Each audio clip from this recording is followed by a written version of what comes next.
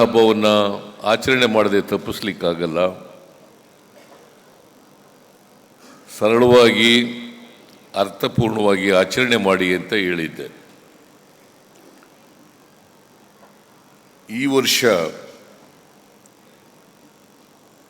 ಸಾಕಷ್ಟು ಮಳೆಯಾಗಿದೆ. ಎಲ್ಲ ಜಲಾಶಯಗಳು ತುಂಬಿದವೆ. ಈಗಾಗಲೇ ಡಿ ಕೆ ಶಿವಕುಮಾರ್ ಅವರು ಹೇಳಿದ್ದಾರೆ, ಕಾವೇರಿ, ಕಬಿನಿ, ಅಪ್ಪರ್ ಕೃಷ್ಣ, ತುಂಗಭದ್ರಾ ಈ ನದಿಗಳಿಗೆಲ್ಲ ತುಂಬಿ ಬಾಗಿನವನ್ನು ನಾವು ಅರ್ಪಿಸಿದ್ದೀವಿ.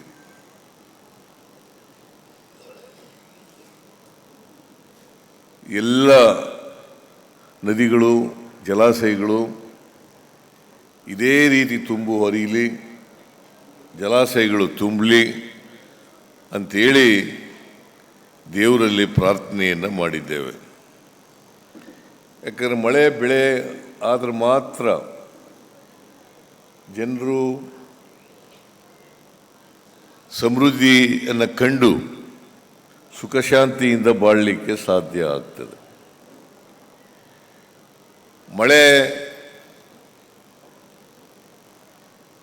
ಪ್ರಕೃತಿ ವಿಕೋಪದಿಂದ ಕಡಿಮೆ ಆದರೆ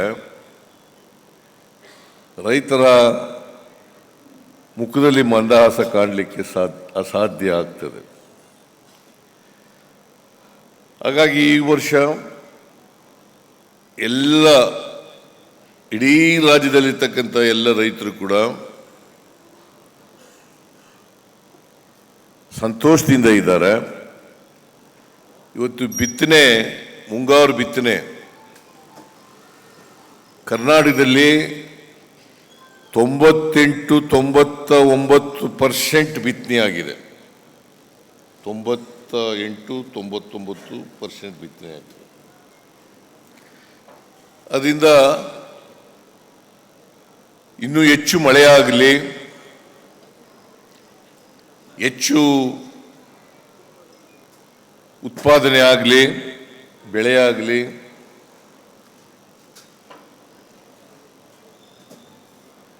ನಮ್ಮ ನಿರೀಕ್ಷೆಗಿಂತ ಮೀರಿ ಬೆಳೆ ಬೆಳೀಲಿ ಅಂತೇಳಿ ನಾನು ಚಾಮುಂಡೇಶ್ವರಿ ತಾಯಿಯನ್ನು ಪ್ರಾರ್ಥನೆ ಮಾಡ್ತಕ್ಕಂಥ ಕೆಲಸವನ್ನು ಮಾಡ್ತಾ ಇದ್ದೆ. ಅದಕ್ಕೆ ಈ ವರ್ಷ ಹೇಳಿದೆ ನಾನು, ದಸರಾ ಮಹೋತ್ಸವ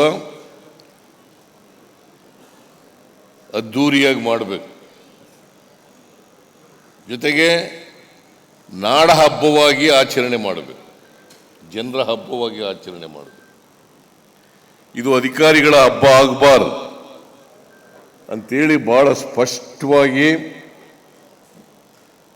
ಡಾಕ್ಟರ್ ಎಸ್.ಸಿ. ಮಹದೇವಪ್ಪನವರಿಗೆ ಹೇಳಿದ್ದೇನೆ. ಯಾಕಂದರೆ ಅವರು ದಸರಾ ಉತ್ಸವ ಸಮಿತಿಯ ಉಪಾಧ್ಯಕ್ಷರಾಗಿದ್ದಾರೆ, ಕಾರ್ಯಕಾರಿ ಸಮಿತಿಯ ಅಧ್ಯಕ್ಷರಾಗಿದ್ದಾರೆ. ಅವರಿಗೆ ಹೇಳಿ ಈ ಸಾರಿ ದಸರಾ ಭಾಳ ಅದ್ಧೂರಿಯಾಗಿ ಮಾಡಬೇಕು, ಜನರು ಹೆಚ್ಚು ಜನ ಭಾಗವಹಿಸಬೇಕು,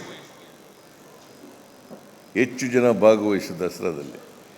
ಇದು 9 ದಿನಗಳ ಕಾಲ ನವರಾತ್ರಿ ನಡೀತದೆ. 9 ದಿನಗಳ ಕಾಲ ನವರಾತ್ರಿ ನಡೀತದೆ. 10ನೇ ದಿನವನ್ನು ವಿಜಯದಶಮಿ ಅಂತ ನಾವು ಕರಿತೀವಿ, ದಶಮಿ ಅಂತ ಕರಿತೀವಿ. ಅವತ್ತು ಜಂಬೂ ಸವಾರಿ ನಡೀತದೆ. ಚಾಮುಂಡೇಶ್ವರಿ ತಾಯಿಗೆ ಅವತ್ತು ಪುಷ್ಪಾರ್ಚನೆಯನ್ನು ಮಾಡ್ತೀವಿ. ನಾವು ಅರಮನೆಯಲ್ಲಿ ಪುಷ್ಪಾರ್ಚನೆಯನ್ನು ಮಾಡ್ತೀವಿ. ಇವತ್ತು ಉದ್ಯುಕ್ತವಾಗಿ ಹಂಪ ನಾಗರಾಜಯ್ಯನವರಿಂದ ಉದ್ಘಾಟನೆ ಆಗಿದೆ.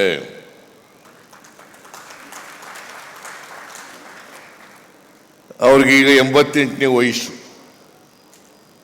ನನಗೆ ವಹಿಸಿದ್ರು, ಯಾರನ್ನ ಈ ವರ್ಷ ದಸರಾ ಉದ್ಘಾಟನೆಯನ್ನು ಯಾರ ಕೈನಿಂದ ಮಾಡಿಸ್ಬೇಕು.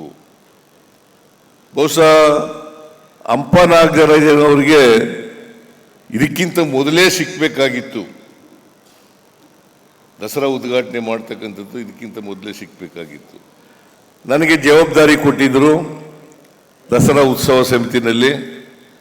ನಾನು ಅಂಪಾನಾಗದೇವರನ್ನು ಆಯ್ಕೆ ಮಾಡಿ ಇವತ್ತು ನಾವೆಲ್ಲರೂ ಕೂಡ ಒಳ್ಳೆಯ ಆಯ್ಕೆ ಅಂತಕ್ಕಂಥದ್ದನ್ನು ಇಡೀ ರಾಜ್ಯ ಇವತ್ತು ಹೇಳಿದೆ.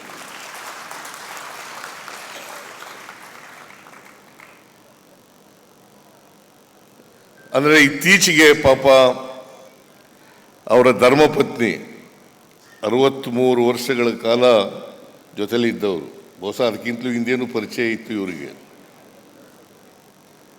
ಅವರನ್ನು ನೆನ್ಕೊಂಡಿದ್ದಾರೆ, ಕಮಲಾಂಪನ ಅವರನ್ನು. ಅವರು ಕೂಡ ಒಳ್ಳೆಯ ಸಾಹಿತಿಗಳಾಗಿದ್ದರು.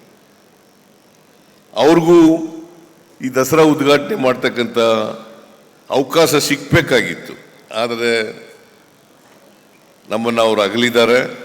ಅವರ ಆತ್ಮಕ್ಕೆ ಶಾಂತಿ ದೊರಕಲಿ ಅಂತೇಳಿ ನಾನು ಈ ಸಂದರ್ಭದಲ್ಲಿ ಪ್ರಾರ್ಥನೆಯನ್ನು ಮಾಡಲಿಕ್ಕೆ ಬಯಸ್ತಾ ಇದ್ದೇನೆ. ಕಮಲಾ ಹಂಪನ ಅವ್ರನ್ನ ಜ್ಞಾಪಕ ಮಾಡಿಕೊಂಡು ಹಂಪನಾಗದೇವರು ಭಾವುಕರಾದರು. ಅಂದರೆ ಅವರು ದಾಂಪತ್ಯ ಜೀವನದಲ್ಲಿ ಇದ್ದದ್ದು, ಒಬ್ರಿಗೊಬ್ಬರು ಪರಸ್ಪರ ಪ್ರೀತಿ ಬಾಂಧವ್ಯ ಇದ್ದದಿದೆಯಲ್ಲ, ಇದು ಮಾದರಿಯಾಗಿತ್ತು ಅಂತಕ್ಕಂಥ ಮಾತುಗಳನ್ನು ಹೇಳಲಿಕ್ಕೆ ಬಯಸ್ತಾ ಇದ್ದೆ. ಹಂಪನಾಗದೇನವರು ಕನ್ನಡ ಸಾಹಿತ್ಯ ಲೋಕಕ್ಕೆ ಅಪಾರವಾದಂಥ ಕೊಡುಗೆಯನ್ನು ಕೊಟ್ಟಿದ್ದಾರೆ. ಹಾಗೆಯೇ ಜೈನ ಸಾಹಿತ್ಯಕ್ಕೂ ಕೂಡ ಬಹಳ ದೊಡ್ಡ ಅಧ್ಯಯನಶೀಲರಾಗಿ ಅಪಾರವಾದಂಥ ಕೊಡುಗೆಯನ್ನು ಕೊಟ್ಟಿದ್ದಾರೆ.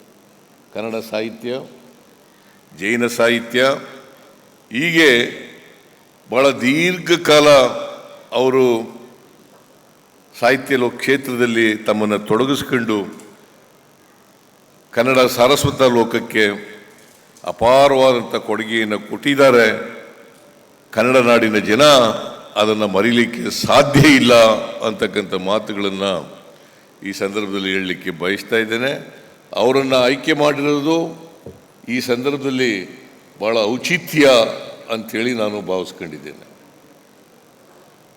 ನಾನು ಅದಕ್ಕಾಗಿ ಅವರಿಗೆ, ಅವರ ಕುಟುಂಬ ವರ್ಗದವರಿಗೆ ಎಲ್ಲರಿಗೂ ಕೂಡ ಆಯಸ್ಸು ಆರೋಗ್ಯಗಳು ಇನ್ನೂ ಈಗ 88 ವರ್ಷ 89ನೇ ವರ್ಷಕ್ಕೆ ಕಾಲಿಡ್ತಾ ಇದ್ದಾರೆ. 100 ವರ್ಷಗಳ ಕಾಲ ಬಾಳಲಿ, ಅದಕ್ಕಿಂತ ಹೆಚ್ಚು ಕಾಲ ಬಾಳಲಿ ಅಂತೇಳಿ ನಾನು ಹಾರೈಸ್ತೇನೆ. ಅವ್ರು ನೋಡಿದ್ರೆ 100 ವರ್ಷ ತಲುಪ್ತಾರೆ ಅಂತ ಅನಿಸುತ್ತೆ. ಚೆನ್ನಾಗಿ ಆರೋಗ್ಯವಾಗಿದ್ದಾರೆ. ಆದರೆ ಒಂದೇ ಒಂದು ಕೊರತೆ ಏನಪ್ಪ ಅಂತಂದರೆ, ಅವರ ಸಂಗಾತಿ ಇಲ್ಲದೇ ಇರ್ತಕ್ಕಂಥದ್ದು ಒಂದು ಕೊರತೆ ಅಂತಕ್ಕಂಥ ಮಾತುಗಳನ್ನು ಈ ಸಂದರ್ಭದಲ್ಲಿ ಹೇಳಿ, ಹಂಪನಾಗದೇವರು ಕರ್ನಾಟಕ ಕಂಡಂಥ ಒಬ್ಬ ಅಪರೂಪದ ಸಾಹಿತಿ ಅಂತಕ್ಕಂಥ ಮಾತುಗಳನ್ನು ಹೇಳಿ, ಅವರಿಂದ ಇವತ್ತು ವಿದ್ಯುಕ್ತವಾಗಿ ದಸರಾ ಮಹೋತ್ಸವ ಉದ್ಘಾಟನೆ ಆಗಿದೆ. ಅವ್ರ ಮಾತಿನಲ್ಲಿ ಹೇಳಿದ್ರು, ಭಾಳ ಮೌಲ್ಯಯುತವಾದಂಥ ಭಾಷಣ ಮಾಡಿದ್ದೀರಿ. ಈ ರಾಜ್ಯಕ್ಕೆ, ಈ ದೇಶಕ್ಕೆ, ಜಗತ್ತಿಗೆ ಬೇಕಾದಂಥ ವಿಚಾರಗಳು ಪ್ರಸ್ತುತ ಪರಿಸ್ಥಿತಿನಲ್ಲಿ ಯಾವ ಅಗತ್ಯತೆಗಳು ಬೇಕಾಗಿದ್ದಾವೆ, ಏನನ್ನು ಮಾಡಬೇಕಾಗಿದೆ, ಅದಕ್ಕೆ ಚಾಮುಂಡೇಶ್ವರಿ ದೇವಿಯ ಆಶೀರ್ವಾದವನ್ನು ಬೇಡಿರ್ತಕ್ಕಂಥದ್ದು ಭಾಳ ಸೂಕ್ತವಾಗಿದೆ ಅಂಥೇಳಿ ನಾನು ಭಾವಿಸ್ಕೊಂಡಿದ್ದೇನೆ.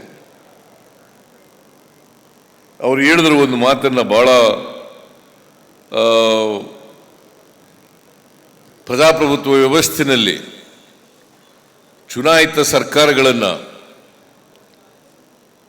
ಅದನ್ನು ವಾಮಮಾರ್ಗದಿಂದ ಕಿತ್ತಾಕ್ತಕ್ಕಂಥದ್ದು ಇದೆಯಲ್ಲ, ಅದು ಪ್ರಜಾಪ್ರಭುತ್ವ ವಿರೋಧಿ ಅಂತಕ್ಕಂಥ ಮಾತುಗಳನ್ನು ಹೇಳಿದ್ದಾರೆ. ಇದು ಭಾಳ ಪ್ರಸ್ತುತವಾಗಿದೆ ಅಂತಕ್ಕಂಥ ಮಾತುಗಳನ್ನು ಈ ಸಂದರ್ಭದಲ್ಲಿ ಹೇಳಲಿಕ್ಕೆ ಬಯಸ್ತಾ ಇದ್ದೀನಿ. ಯಾರೇ ಆಗಲಿ ಪ್ರಜಾಪ್ರಭುತ್ವದಲ್ಲಿ ನಂಬಿಕೆ ಇಟ್ಕೊಂಡಿರ್ತಕ್ಕಂಥವ್ರು, ಪ್ರಜಾಪ್ರಭುತ್ವದಲ್ಲಿ ಅದು ಮುಂದುವರಿಬೇಕು, ಅದು ಇನ್ನೂ ಬಲಗೊಳ್ಳಬೇಕು ಅಂತಕ್ಕಂಥ ಮಾತುಗಳನ್ನು ಹೇಳ್ತಕ್ಕಂಥ ಯಾರೇ ಆದರೂ ಕೂಡ ಚುನಾಯಿತ, ಈಗ ಜನರ ಆಶೀರ್ವಾದದಿಂದ ನಾವು 136 ಸ್ಥಾನ ಗೆದ್ದಿದ್ದೀವಿ. ಜನರ ಆಶೀರ್ವಾದ, 5 ವರ್ಷ ಇರಿ ಅಂತ ಹೇಳಿದ್ದಾರೆ. 5 ವರ್ಷ ಈ ರಾಜ್ಯದ ಅಭಿವೃದ್ಧಿ ಮಾಡಿ ಅಂತ ಹೇಳಿದ್ದಾರೆ. 5 ವರ್ಷಗಳ ಕಾಲ ಅಭಿವೃದ್ಧಿ ಮಾಡ್ತಕ್ಕಂಥ ಪ್ರಯತ್ನವನ್ನು ನಾವು ಮಾಡೇ ಮಾಡ್ತೀವಿ ಅಂತಕ್ಕಂಥ ಮಾತುಗಳನ್ನು ಕೂಡ ಹೇಳಲಿಕ್ಕೆ ಬಯಸ್ತಾ ಇದ್ದೇನೆ. ಹಿಂದೇನೂ ನಾನು ಮುಖ್ಯಮಂತ್ರಿ ಆಗಿರುವಾಗ 5 ವರ್ಷಗಳ ಕಾಲ ಬಹುಶಃ ಕರ್ನಾಟಕದ ಇತಿಹಾಸದಲ್ಲಿ ದೇವರಾಜ ಅರಸರವ್ರನ್ನ ಬಿಟ್ಟರೆ 5 ವರ್ಷಗಳ ಪೂರ್ಣಾವಧಿಯನ್ನು ಪೂರೈಸಿದಂಥ ಮುಖ್ಯಮಂತ್ರಿ ಯಾರು ಇದ್ದರೆ ಅದು ಸಿದ್ದರಾಮಯ್ಯ ಅಂತಕ್ಕಂಥ ಮಾತುಗಳನ್ನು ಹೇಳಲಿಕ್ಕೆ ಬಯಸ್ತೇನೆ. ಈಗಲೂ ಕೂಡ ಎಷ್ಟೇ ತೊಡಕುಗಳು ಬಂದರೂ ಕೂಡ, ಕಷ್ಟಗಳು ಬಂದರೂ ಕೂಡ ಶ್ರೀಮತಿ ತಾಯಿ ಚಾಮುಂಡೇಶ್ವರಿಯವರ ಕೃಪಾ ಆಶೀರ್ವಾದ ಇದೆ ಅಂತಕ್ಕಂಥ ಮಾತುಗಳನ್ನು ಹೇಳಲಿಕ್ಕೆ ಬಯಸ್ತೇನೆ. ಜಿ ಟಿ ದೇವೇಗೌಡರು ಮೂಡಾದಲ್ಲಿ ಒಬ್ಬರು ಸದಸ್ಯರಾಗಿದ್ದಾರೆ. ಅವರ ಸತ್ಯ ಏನು ಅಂತ ಗೊತ್ತಿದೆ. ಅದಕ್ಕೋಸ್ಕರನೇ ಅವರು ಬೇರೆ ಪಕ್ಷದಲ್ಲಿ ಇದ್ಕೊಂಡು ಸತ್ಯವನ್ನು ನುಡಿತಕ್ಕಂಥ ಪ್ರಯತ್ನವನ್ನು ಮಾಡಿದ್ದಾರೆ. ಅದಕ್ಕೆ ನಾವು ಸತ್ಯಮೇವ ಜಯತೆ ಅಂತ ಕರೆಯೋದು. ಸತ್ಯಮೇವ ಜಯತೆ, ಯಾವಾಗಲೂ ಸತ್ಯಕ್ಕೆ ಜಯ ದೊರಕ್ತದೆ. ಏನಪ್ಪ ಮಂಜೇಗೌಡ?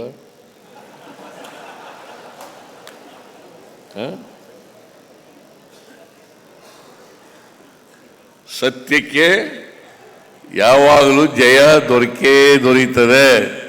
ಅದಕ್ಕೆ ನಾನು ಅನೇಕ ಸಾರಿ ಹೇಳಿದ್ದೀನಿ, ನಿಮ್ಮೆಲ್ಲರ ಆಶೀರ್ವಾದ, ಈ ರಾಜ್ಯದ ಜನರ ಆಶೀರ್ವಾದ ಈ ಸರ್ಕಾರದ ಮೇಲೆ, ಸಿದ್ದರಾಮಯ್ಯನ ಮೇಲೆ ಇರೋವರೆಗೆ ಯಾರು ಕೂಡ ಏನು ಮಾಡಲಿಕ್ಕೆ ಸಾಧ್ಯ ಇಲ್ಲ. ತಾಯಿ ಚಾಮುಂಡೇಶ್ವರಿ, ನಾನು ಈ ಕ್ಷೇತ್ರದಲ್ಲಿ 5 ಬಾರಿ ಗೆದ್ದಿದ್ದೀನಿ. 5 ಬಾರಿ ಗೆದ್ದಿದ್ದೀನಿ. 8 ಚುನಾವಣೆಗಳನ್ನು ಮಾಡಿದ್ದೀನಿ. 3 ಸಾರಿ ಅಲ್ಲ ಜಿ ಟಿ ದೇವೇಗೌಡ ಸೋತಿರೋದು. ನೀನೇ ಒಂದು ಸಾರಿ ಸೋಲಿಸ್ಬಿಟ್ಟಿಲ್ಲಪ್ಪ ನನಗೆ.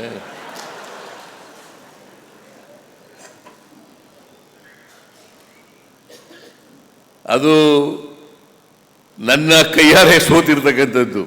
ಅದೇನೇ ಇರಲಿ, ನಾನು ಅದರ ಬಗ್ಗೆ ವ್ಯಾಖ್ಯಾನ ಮಾಡೋಕ್ಕೆ ಹೋಗಲ್ಲ.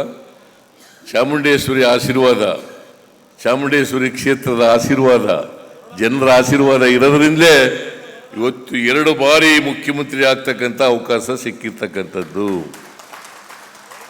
ಇದನ್ನ ವರ್ಣಾದಲ್ಲಿ 3 ಬಾರಿ ಗೆದ್ದಿದ್ದೀನಿ. ಬಾದಾಮಿಯಲ್ಲಿ ಒಮ್ಮೆ ಗೆದ್ದಿದ್ದೀನಿ. ಬಾದಾಮಿ ಕ್ಷೇತ್ರದಲ್ಲಿ ಅಲ್ಲಿ ಹೋಗಿ 1 ಸಾರಿ ಗೆದ್ದಿದ್ದೀನಿ. 3 ಸಾರಿ ವರ್ಣಾದಲ್ಲಿ ಗೆದ್ದಿದ್ದೀನಿ. 5 ಬಾರಿ ಇಲ್ಲಿ ಚಾಮುಂಡೇಶ್ವರಿಯಲ್ಲಿ ಗೆದ್ದಿದ್ದೀನಿ. ಒಟ್ಟು 9 ಚುನಾವಣೆಗಳಲ್ಲಿ ಗೆದ್ದಿದ್ದೇನೆ. ನಾನು ಮಂತ್ರಿಯಾಗೇನೆ 40 ವರ್ಷಗಳಾಯಿತು. 1984ನೇ ಇಸ್ವಿ ಆಗಸ್ಟ್ 17ರಂದು ಮೊದಲನೇ ಮಂತ್ರಿ ಆದದ್ದು. ಈಗ ಸುಮಾರು 40 ವರ್ಷಗಳು ತುಂಬೋಗಿದ್ದಾವೆ. ಆದರೆ ಚಾಮುಂಡೇಶ್ವರಿ ಕೃಪೆಯಿಂದ ಇಲ್ಲಿವರೆಗೆ ಯಾವ ತಪ್ಪನ್ನು ಕೂಡ ಮಾಡಿಲ್ಲ. ತಪ್ಪು ಮಾಡಿದ್ರೆ ಇಷ್ಟೊಂದು ದೀರ್ಘಕಾಲ ರಾಜಕಾರಣದಲ್ಲಿ ಉಳಿಲಿಕ್ಕೆ ಸಾಧ್ಯ ಆಗ್ತಾ ಇರಲಿಲ್ಲ. ಅದಕ್ಕಾಗಿ ಜಿ ಟಿ ದೇವೇಗೌಡರು, ನಾವು ಅವರು ಒಂದೇ ತಾಲೂಕಿನವರು. ಜಿ ಟಿ ದೇವೇಗೌಡ ನಾನು ಒಂದೇ ತಾಲೂಕಿನವರು. ಒಟ್ಟಿಗೆ ನಮ್ಮ 83ರ ಚುನಾವಣೆಯಲ್ಲಿ ಒಟ್ಟಿಗೆ ಕೆಲಸ ಮಾಡಿದವರು. ಈಗ ಅವರೇ ಶಾಸಕರಾಗಿದ್ದಾರೆ, ಮಂತ್ರಿನೂ ಆಗಿದ್ದಾರೆ, ಮಾಜಿ ಮಂತ್ರಿನೂ ಆಗಿದ್ದಾರೆ. ಸತ್ಯಕ್ಕೆ ಜಯ ಸಿಗ್ತದೆ ಅಂತ ಹೇಳಿರ್ತಕ್ಕಂಥದ್ದು ಇನ್ನಷ್ಟು ನನಗೆ ಬಲ ಬಂದಿದೆ ಅಂತಕ್ಕಂಥ ಮಾತುಗಳನ್ನು ಹೇಳಲಿಕ್ಕೆ ಬಯಸ್ತಾ ಇದ್ದಾರೆ. ಹಾಗಾಗಿ ಜಿ ಟಿ ದೇವೇಗೌಡರಿಗೆ ಧನ್ಯವಾದಗಳನ್ನು ಹೇಳಲಿಕ್ಕೆ ಬಯಸ್ತಾ ಇದ್ದೇನೆ.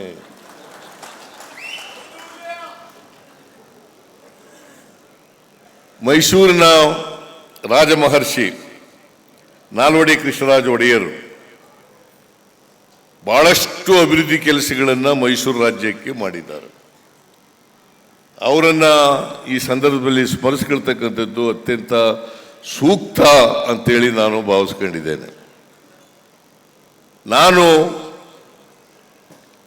ಮೊದಲನೇ ಬಾರಿ ಮುಖ್ಯಮಂತ್ರಿಯಾಗಿದ್ದಾಗ ಮೈಸೂರು ನಗರಕ್ಕೆ, ಕರ್ನಾಟಕ ರಾಜ್ಯಕ್ಕೆ ಅನೇಕ ಅಭಿವೃದ್ಧಿ ಕೆಲಸಗಳನ್ನು ಮಾಡಿದ್ದೇನೆ. ಈಗ ಮತ್ತೆ ಮುಖ್ಯಮಂತ್ರಿ ಆದಮೇಲೆ ಜನರ ಆಶೀರ್ವಾದದಿಂದ DK ಶಿವಕುಮಾರ್ ಅವರು ಹೇಳಿದ್ರು,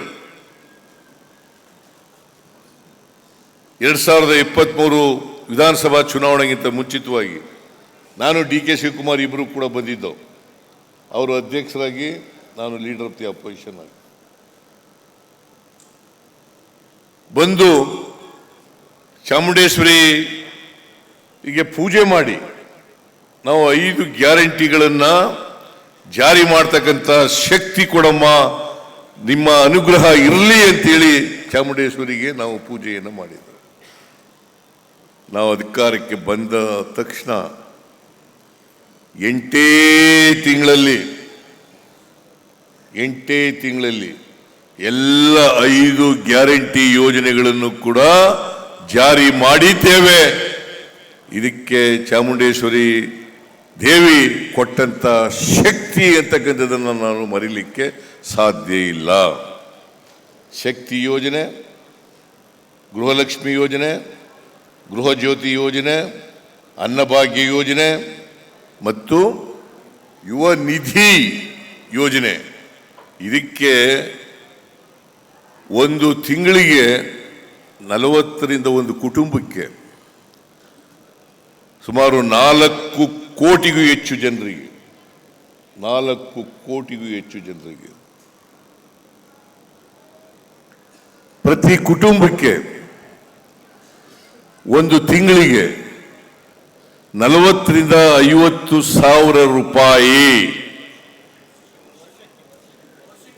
ವರ್ಷಕ್ಕೆ 4ರಿಂದ 5 ಸಾವಿರ ರೂಪಾಯಿ ಒಂದು ತಿಂಗಳಿಗೆ, ವರ್ಷಕ್ಕೆ 40ರಿಂದ 50 ಸಾವಿರ ರೂಪಾಯಿ ಸಿಗ್ತಾ ಇದೆಯಲ್ಲ. ಇವತ್ತು ಪ್ರತಿ ವರ್ಷ 56 ಕೋಟಿ ರೂಪಾಯಿಗಳನ್ನು ಖರ್ಚು ಮಾಡ್ತಾ ಇದ್ದೀವಲ್ಲ. ಇದು ನಾವು ತಾಯಿ ಚಾಮುಂಡೇಶ್ವರಿಗೆ ಕೊಟ್ಟಿದ್ದಂಥ ಮಾತನ್ನ ಇವತ್ತು ನಾನು ಮತ್ತು DK ಶಿವಕುಮಾರ್ ಮತ್ತು ನಮ್ಮ ಎಲ್ಲ ಮಂತ್ರಿಮಂಡಲ ಇದನ್ನ ಜಾರಿ ಮಾಡ್ತಕ್ಕಂಥ ಪ್ರಯತ್ನವನ್ನು ಮಾಡಿದ್ದೇವೆ. ಇವತ್ತೆಲ್ಲ ಖುಷಿಯಾಗಿದ್ದಾರೆ. 1,21,00,000 ಕುಟುಂಬ, 1,21,00,000 ಕುಟುಂಬ, ಅಲ್ಲಿನ ಆ ಕುಟುಂಬದ ಯಜಮಾನಿ 2,000 ರೂಪಾಯಿ ತಿಂಗಳಿಗೆ ಪಡಿತಾ ಇದ್ದಾರೆ. 1,60,00,000 ಕುಟುಂಬ 200 ಯೂನಿಟ್ ವರೆಗೆ ಫ್ರೀ, ಬಿಲ್ ಕಟ್ಟಾಗಿಲ್ಲ. ಬಹುತೇಕ ಎಲ್ಲ ಬಡವರು ಕೂಡ ಇದರಲ್ಲಿ ಬರ್ತಾರೆ, ಎಲ್ಲ ಬಡವರು ಇದರಲ್ಲಿ ಬರ್ತಾರೆ. ಅನ್ನಭಾಗ್ಯ 5 kg, ನಾನು ಹಿಂದೆ ಇದ್ದಾಗ 5 kg ಫ್ರೀಯಾಗಿ ಕೊಡ್ಲಿಕ್ಕೆ ಮಾಡಿದ್ದು, 5 kg. ಈಗ ಇನ್ನೂ 5 kg ಕೊಡಬೇಕು ಅಂತ ಮಾಡೋದು, ಆದರೆ ಅಕ್ಕಿ ಸಿಕ್ಕಲಿಲ್ಲ. ಅದಕ್ಕೋಸ್ಕರ ಪ್ರತಿಯೊಬ್ಬರಿಗೆ ತಿಂಗಳಿಗೆ 170 ರೂಪಾಯಿ ಕೊಡ್ಲಿಕ್ಕೆ ವರ್ಗಾವಣೆ ಮಾಡ್ತಕ್ಕಂಥ ಕೆಲಸವನ್ನು ಮಾಡ್ತಾ ಇದ್ದೀವಿ. ಆಮೇಲೆ 1,82,000 ಯುವಕರಿಗೆ, ಗ್ರಾಜ್ಯುಯೇಟ್ಗಳಿಗೆ ಮತ್ತು ಡಿಪ್ಲೊಮಾ ಹೋಲ್ಡರ್ಸ್ಗೆ, ಗ್ರಾಜ್ಯುಯೇಟ್ಸ್ಗಳಿಗೆ 3,000 ರೂಪಾಯಿ, ಡಿಪ್ಲೊಮಾ ಹೋಲ್ಡರ್ಸ್ಗೆ 1,500 ರೂಪಾಯಿ 2 ವರ್ಷದವರೆಗೆ ಕೊಡ್ತಕ್ಕಂಥ ತೀರ್ಮಾನವನ್ನು ಮಾಡಿದ್ದೀವಿ. ಇಲ್ಲಿವರೆಗೆ 1,82,000 ಜನರಿಗೆ ತಲುಪಿಸ್ತಕ್ಕಂಥ ಕೆಲಸ ಮಾಡಿದ್ದೀವಿ. ಅದರಿಂದ ಇವತ್ತು ಏನು ಪ್ರಜಾಪ್ರಭುತ್ವದಲ್ಲಿ ನಾವು ಹೇಳ್ತೀವಿ, ಸಂವಿಧಾನದಲ್ಲಿ ಹೇಳ್ಕೊಂಡಿದ್ದೀವಿ,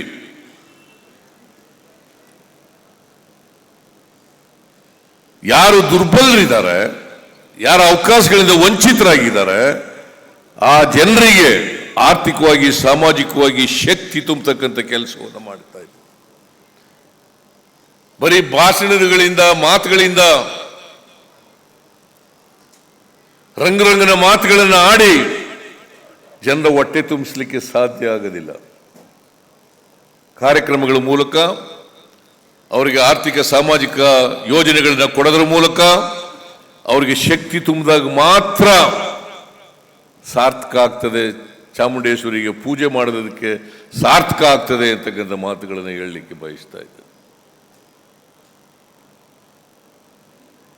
ನೀವೆಲ್ಲ ಬಹಳ ಜನ ಫಲಾನುಭವಿಗಳಿದ್ದಾರೆ. ಅವರೆಲ್ಲ ದಿನನಿತ್ಯ ನನಗೆ ಹೇಳ್ತಾರೆ, ಯಾವ ಕಾರಣಕ್ಕೂ ಹೆದರ್ಕಬೇಡಿ ಸ್ವಾಮಿ, ನಾವು ನಿಮ್ಮ ಜೊತೆ ಇದ್ದೀವಿ, ಯಾವ ಕಾರಣಕ್ಕೂ ಹೆದರ್ಕಬೇಡಿ, ನಿಮ್ಮ ಜೊತೆ ಇದ್ದೀವಿ. ನನಗೆ ನಂಬಿಕೆ ಇದೆ, ನ್ಯಾಯಾಲಯಗಳಲ್ಲಿ ನಂಬಿಕೆ ಇದೆ. ನಾವು ಆತ್ಮಸಾಕ್ಷಿಗೆ ಅನುಗುಣವಾಗಿ ನಡ್ಕೊಳ್ತಕ್ಕಂಥ ಪ್ರಯತ್ನವನ್ನು ಮಾಡ್ತಾ ಇದ್ದೀವಿ. ಅದಕ್ಕೆ ನಿನ್ನೆ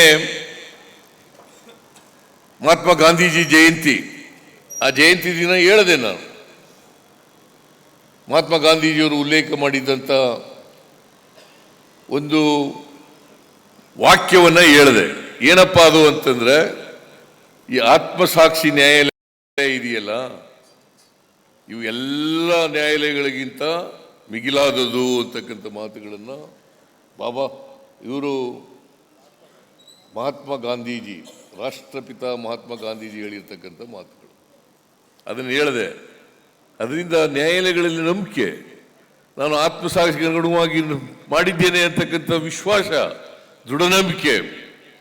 ಅದರಿಂದ ಸತ್ಯಕ್ಕೆ ಯಾವಾಗಲೂ ಕೂಡ ಜಯ ಸಿಗ್ತದೆ ಅಂತಕ್ಕಂಥ ಮಾತುಗಳನ್ನು ಹೇಳಲಿಕ್ಕೆ ಬಯಸ್ತಾ ಇದ್ದೇನೆ.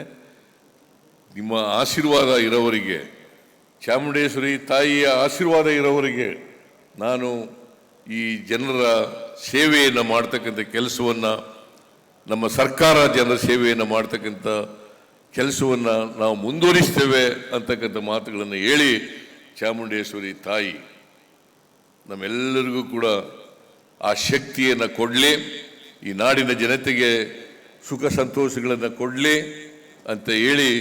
ಯಾಕಂತಂದರೆ ನಾವೆಲ್ಲರೂ ಕೂಡ ಮನುಷ್ಯರಾಗಬೇಕು. ನಮ್ಮ ಸಂವಿಧಾನ ಹೇಳಿರ್ತಕ್ಕಂಥದ್ದು ಮನುಷ್ಯರಾಗಬೇಕು. ನಾವು ಪರಸ್ಪರ ಪ್ರೀತಿಸಬೇಕೇ ಹೊರತು ಯಾರನ್ನು ದ್ವೇಷಿಸ್ತಕ್ಕಂಥ ಕೆಲಸವನ್ನು ಮಾಡಬಾರದು. ದ್ವೇಷ ಯಾವುದೇ ಧರ್ಮದಲ್ಲಿ, ಯಾವುದೇ ದೇವರು ಹೇಳಲಿಕ್ಕೆ ಸಾಧ್ಯ ಇಲ್ಲ. ಪರಸ್ಪರ ಪ್ರೀತಿಸಿ ಮನುಷ್ಯರಾಗಿ ಬಾಳಿ ಅಂತ ಎಲ್ಲ ಧರ್ಮಗಳು, ಎಲ್ಲ ದೇವರುಗಳು ಕೂಡ ಹೇಳ್ತಕ್ಕಂಥ ಮಾತುಗಳು. ಅದರಲ್ಲಿ ವಿಶ್ವಾಸ, ಪ್ರೀತಿಯನ್ನು ಇಟ್ಕೊಂಡಿರ್ತಕ್ಕಂಥದ್ದು. ಅದಕ್ಕೋಸ್ಕರ ನಮ್ಮೆಲ್ಲರಿಗೂ ಕೂಡ ಇನ್ನೊಂದು ವರ್ಷದವರೆಗೆ ಉತ್ತಮವಾದಂಥ ಕೆಲಸ ಮಾಡ್ತಕ್ಕಂಥ ಶಕ್ತಿ ಕೊಡಲಿ, ಜನರ ಸೇವೆ ಮಾಡ್ತಕ್ಕಂಥ ಶಕ್ತಿ ಕೊಡಲಿ ಅಂತೇಳಿ ಪ್ರಾರ್ಥಿಸಿ, ಈ ವರ್ಷದ ದಸರಾ ಮಹೋತ್ಸವದ ಶುಭಾಶಯಗಳನ್ನು ಮತ್ತೊಮ್ಮೆ ನಾಡಿನ ಜನತೆಗೆ, ನಿಮ್ಮೆಲ್ಲರಿಗೂ ಕೂಡ ತಿಳಿಸಿ ನನ್ನ ಮಾತುಗಳನ್ನು ಮುಗಿಸ್ತೇನೆ. ಜೈ ಹಿಂದ್, ಜೈ ಕರ್ನಾಟಕ, ಜೈ ಚಾಮುಂಡೇಶ್ವರಿ ದೇವಿ.